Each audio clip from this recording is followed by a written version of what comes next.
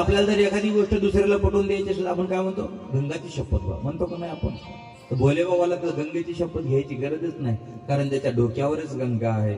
मग ते राम वेगळे वेगळे नाहीये, तर एकच राम आहे. आणि रामाचं भजन कधी जीवनामध्ये विसरायचं नाही. भोले बाबा पार्वती मातेला सांगतात, राम का